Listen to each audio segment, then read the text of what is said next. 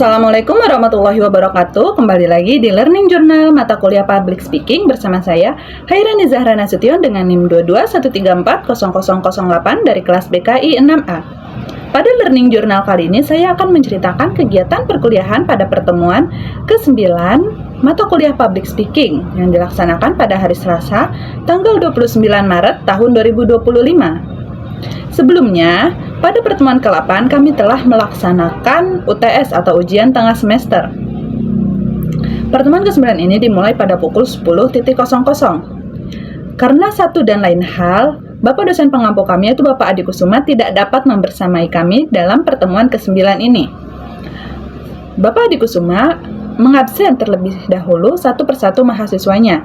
Setelahnya Bapak Adi Kusuma memberikan materi yang seharusnya dibahas pada pertemuan ke-9 itu. Dan Bapak Adi Kusuma juga mempersilahkan kepada mahasiswa dan mahasiswinya untuk mempelajari secara mandiri dan mendiskusikannya secara mandiri. Setelahnya Bapak Adi Kusuma pun meninggalkan kelas pada hari itu. Materi yang diberikan oleh Bapak Adi Kusuma yaitu terkait demam panggung dalam public speaking. Dalam public speaking, berbicara itu terbagi menjadi dua, yaitu berbicara di ranah privat dan berbicara di ranah publik. Berbicara di ranah privat diantaranya seperti berbicara di depan keluarga dan juga di sahabat dekat. Sedangkan berbicara di ranah publik seperti melakukan seminar dan lain sebagainya yang menyangkut kegiatan di depan umum, berbicara di depan umum. Nah, ada beberapa unsur yang membedakan berbicara di depan umum dan juga berbicara secara privat. Di antaranya itu keberagaman orang. Tentunya dalam berbicara di ranah publik itu terdapat beragam orang baik dari ras, suku, agama, dan lain sebagainya. Dan juga tentunya pasti ada kuantitas yang berbeda di setiap orangnya. Tempat dan juga acara dalam berbicara di ranah privat maupun di ranah publik pun pastinya berbeda.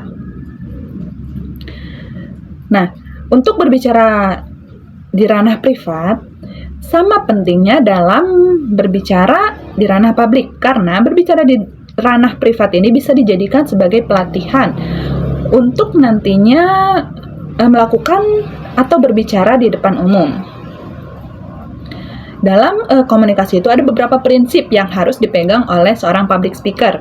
Di antaranya itu mengetahui informasi yang akan disampaikan kepada audiensnya, kemudian juga mengetahui tujuan dari penyampaian pesan tersebut. Selanjutnya itu memahami karakteristik dari audiensnya, paham mengenai cara mengkomunikasikan pesan kepada audiensnya yang mana harus akurat, jelas, singkat, dan sesuai dengan situasi dan kondisi yang sedang terjadi. Nah, pastinya ada beberapa hambatan dan seorang public speaker itu harus bisa menghilangkan hambatannya tersebut, yang mana hambatannya itu bisa saja berasal dari internal public speaker tersebut atau bisa juga dari eksternal, yaitu dari seperti audiens, tempat, dan lain sebagainya. Nah, seorang public speaker juga harus mengetahui target apa yang ditujukan dalam public speaking tersebut. Ada beberapa jenis pembicaraan publik, di antaranya yang pertama itu ada impromptu, kemudian ada terencana atau presentasi, ada moderator, ada pidato, ada MC, berbicara dalam wawancara, dan yang terakhir penyiar radio dan presenter TV.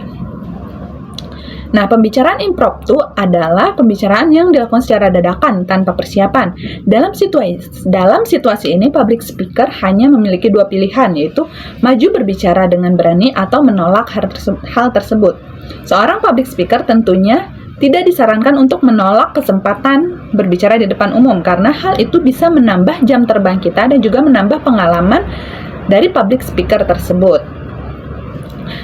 Nah, seorang public speaker juga dalam situasi ini harus memanfaatkan atau mengetahui audiensnya dan juga mengetahui forum apa yang ada tempat kita melakukan public speaking tersebut untuk nantinya menyesuaikan materi yang akan disampaikan. Selanjutnya itu ada presentasi. Presentasi adalah sebuah pembicaraan terencana yang sudah dijadwal, baik waktu, tempat, audiens, dan juga materinya. Nah, presentasi ini dapat menggunakan alat bantu untuk menyampaikan materinya, seperti PPT dan lain sebagainya. Nah, selanjutnya itu ada moderator. Moderator merupakan orang yang mengarahkan jalannya suatu acara, seperti membuka, mengatur, dan menentukan acara, dan lain sebagainya. Nah, seorang moderator ini harus bisa mencairkan suasana selama berlangsungnya acara tersebut. Moderator juga harus bisa mencapai tujuan acara, mengendalikan suasana, dan harus memahami materi yang disampaikan oleh pembicara.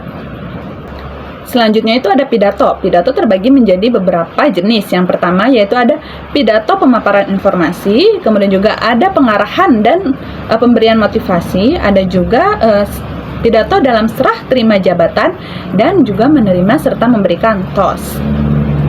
Selanjutnya ada MC atau Master of Ceremony.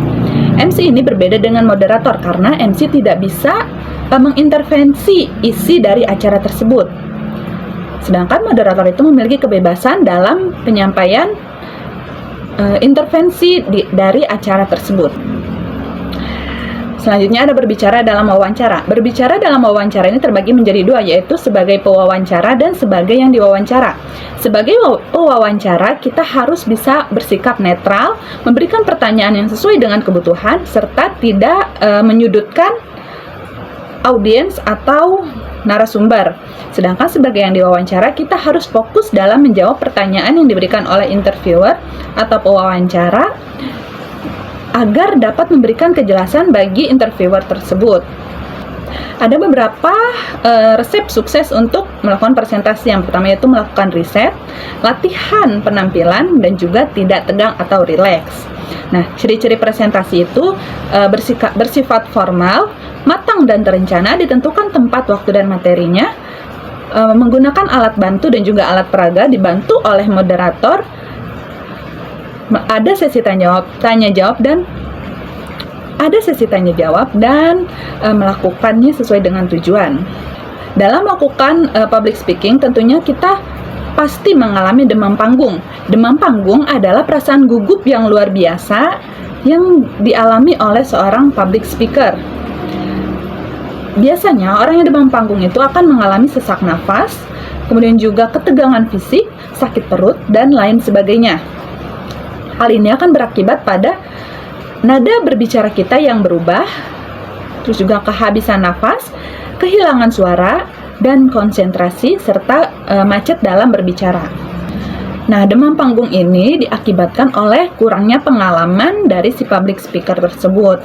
Maka dari itu, seorang public speaker itu harus memperbanyak jam tayang atau jam terbang, serta memperbanyak latihan agar dapat menguasai panggung dan tidak mengalami demam panggung lagi. Demam panggung ini juga dapat diakibatkan oleh rasa takut gagal. Terkadang seorang public speaker itu terlalu memikirkan